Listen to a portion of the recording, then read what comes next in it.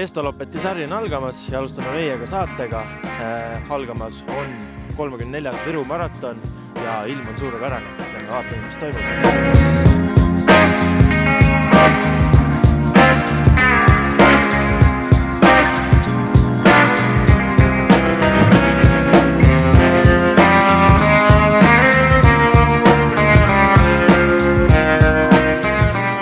Kuidas täna tuju on ja kas sa oled valmis maratoni?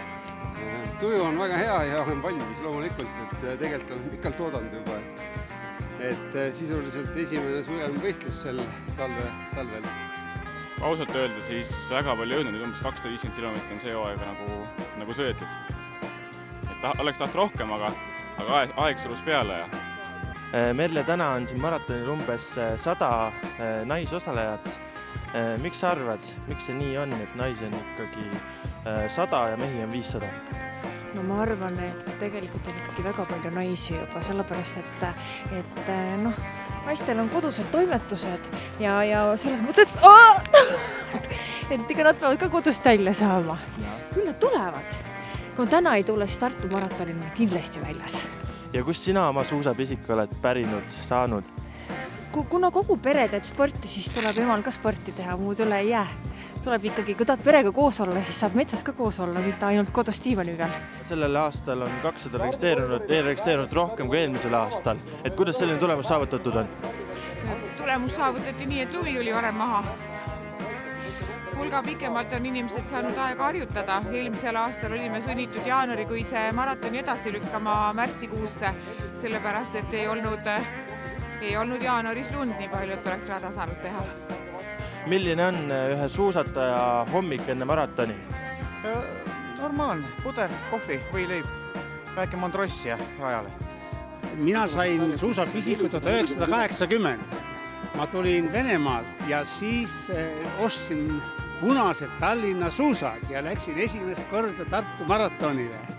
Ja järgmine aasta 81 oli juba Tartu või see Pärnu plastikutooringud. See oli kõva sõna ja sellest ajast. Ja need inimesed, kes täna talisporti kardavad ja millegi pärast välja suusatama ei tule, mis sa neile ütleksid? Tulge välja. See on imeline, see on tervis, see on tervis.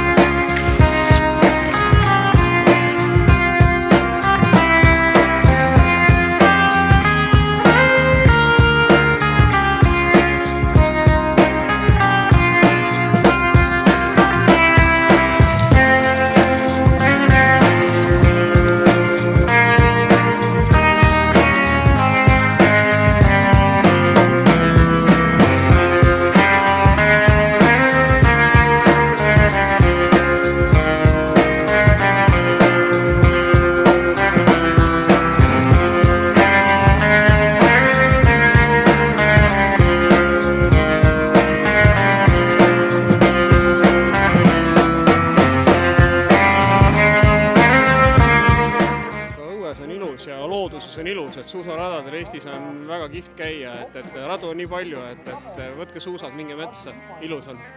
Milline on ühe suusataja kõige tähtsam iseloomuomadus? Peab olema kannatlik, et kui ühel võistlusel läheb halvasti, siis tuleb edasi treenida ja küll teisel võistlusel läheb juba paremini. Mis minusuguse tulemused on? Sõidaks selle numbri peale umbes ja et oleks selline hea tunne, et ei oleks sellist haamrit või nii nagu rahvasportlastel öeldakse, et ei sõidaks nii, et pane alguses nii nagu torust tuleb, et lõpus nii ehk naa ei jõua, et pigem ikka nii, et lõpus ka jõuaks ja selline hea tunne oleks. Poodiumile mina ei sõida.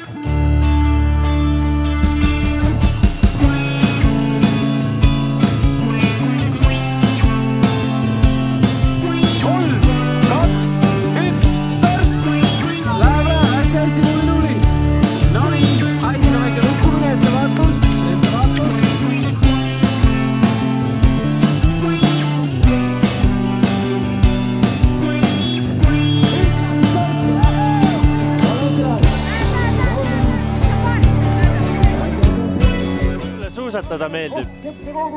Sest see on sport, sellepärast, et see on tore tegevus. Aga kumb on tähtsam, kas võitmine või osavõtt? Osavõtt. Miks? Sellepärast, et siis on tore. Ma arvan, et osavõtt. Et kui sa iga kord võidad, siis ei õppigi sellest. Ja kui sa kaotad, siis on palju õppida.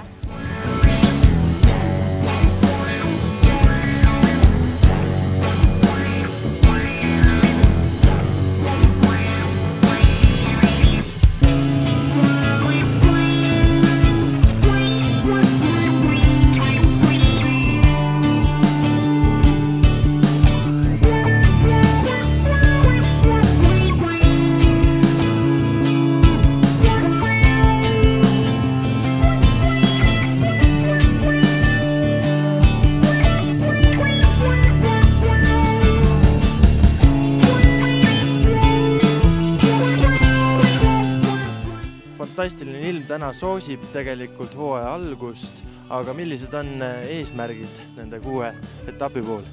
No põhieesmärk on ikka kõik 6 etappi ära teha, et need viimased aastad on olnud, siis tihti juhtub meil nii, et meil kas jääb 1, 2, 3 maraton lihtsalt tegemata. Aga jah, see hooaeg on meil tõesti nii, et ilmataat on meid soosinud ja näete, lumi on maas, rahvas naudib. Osalejad on saanud kindlasti rohkem harjutada ja tänu sellele on ka osalejate numbrid suuremad, et Viru maratonil täna eilse seisuga oli registreerinud üle 600, ma usun, et täna troobikond tuli ka hommikul juurde, eks pärast ole näha, palju starti läks ja palju lõpetajaid on, aga kindlasti osalejate arv on tänu sellele ilmale suurem.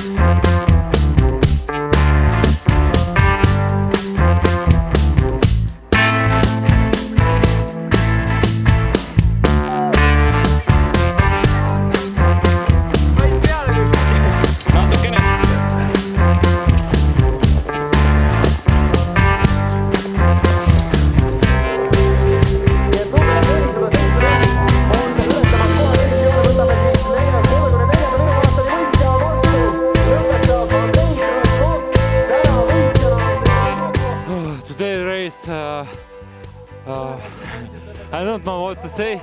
I like lap, it was good. Snow fall, but track was in good condition. So I like this race. It was good for me. Thank you.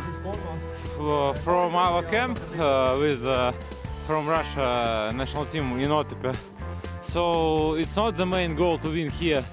It's good training for us.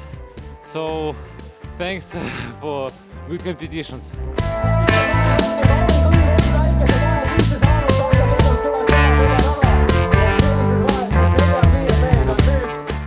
Vene poisid läks eest ära, see oli nagu paha ikka. Kust maalt venelased eest ära läksid? Eks nad panid kohe käigu peale ja kordamööda tõmbasid, et Sandriga kahekesini jäime ja Sander tegi väga head tööd, et sain mina ka vahepeal puhata. Ja mis eesmärgid estafetti sarja teiste etappide suhtes üleüldse on praegu? Ei oska nii öelda, et uisuetapis sõidan kaasa kindlasti ja annan oma panuse, et Graf Toko meeskond võidaks estafetti. Vist tema mütsi järgi tunneb ära tulemas siin ja kas enne teda tuleb siiski Natalia Matejeva võtab siit ikkagi naiste võidu Tatjana Pandimaa ees ja nii see eestada läheb. Selles mõttes ma teadsin, et kui lõpu poole jaob, siis ikka Natalia ikkagi sprinter, siis ikka võidab ja nii ongi. Ma proovisin küll ikka, aga noh. Ja kuidas on plaanis teiste etappide puhul tulemus saavutada? Järgmine etapp, ma arvan, ma tulen Tartu maratoni.